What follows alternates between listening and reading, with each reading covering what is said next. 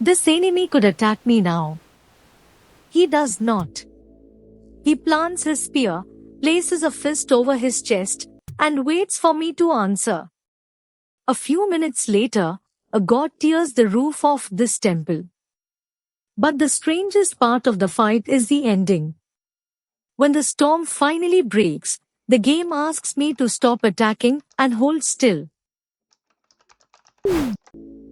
Kalachakra is an action game about death and reincarnation. It has blades, parries, dodges, and bosses. But it has one rule I cannot break: you do not kill a guardian. You release them. I did not want that to live only in a story document.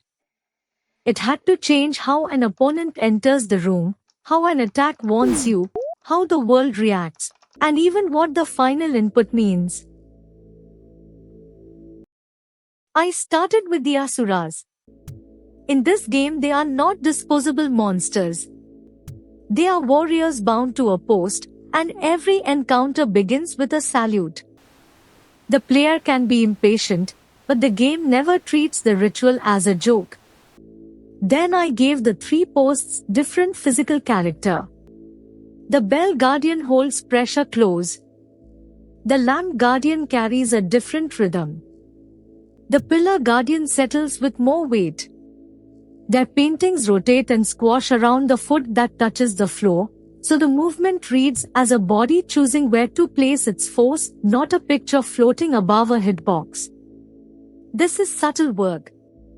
A planted pivot, half a stride, a small recovery after impact. None of it changes the attack window. But together it changes the relationship. The opponent is not waiting to become damage points.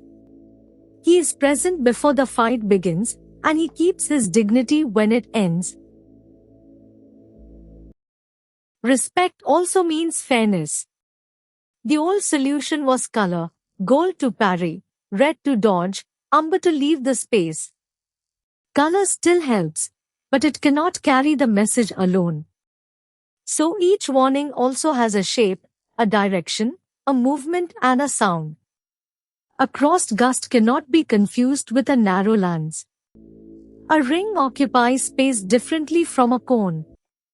The player should be able to read the danger in grayscale, with particles around it, while already moving.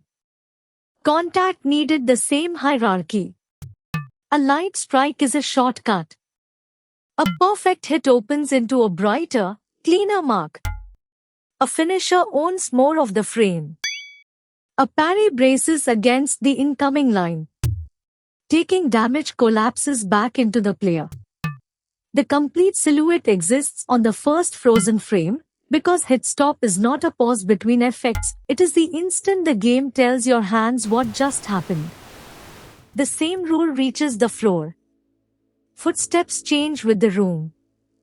Dust appears at contact instead of following the sprite. Quiet spaces lose the broad cinematic wash and keep only material sound. The aim is not realism. It is enough physical evidence that a flat painting seems to push against a world. Then the gate needed a keeper. The Dwarapala is larger, slower to surrender space, and built around commitment. His attacks do not lie. One sequence can chain into another, but the color and shape of each committed action stay fixed. If a parry breaks the opener, the counter never arrives. Strings can surprise the player. A telegraph cannot betray them. That is a design target. The automated checks prove the sequence is consistent. They do not prove the duel feels fair.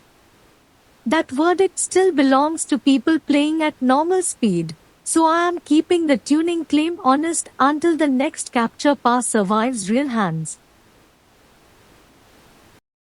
Beyond the gate waits Vavayu. His first phase keeps the fight inside the hall, lance, gust and rush, with pillars and all lamps sharing the arena.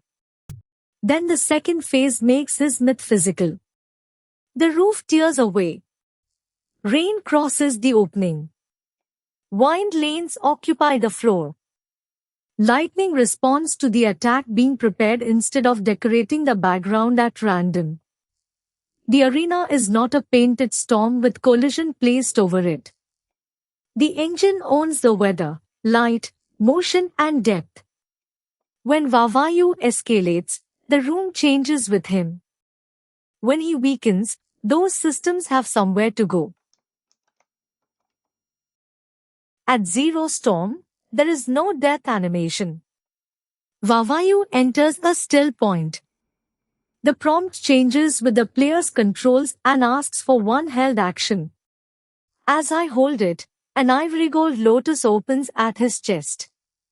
Rain, mist, lightning, wind, camera shake and music narrow towards silence.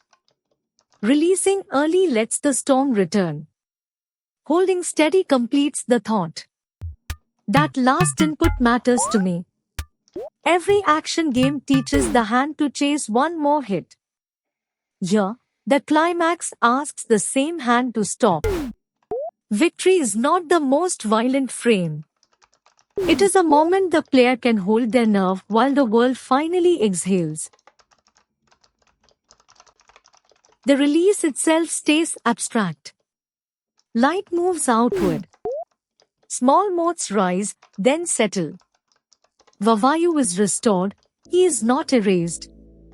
In the earlier rooms, a released guardian leaves a quieter echo. Nearby lamps gutter, bells answer, dust lifts, and the space returns to itself. The reaction is restrained because the person mattered more than the effect. Which part changes the fight for you most, the salute, the honest tell, or the final held input? Tell me below. I am especially curious whether the still point reads before anyone explains it.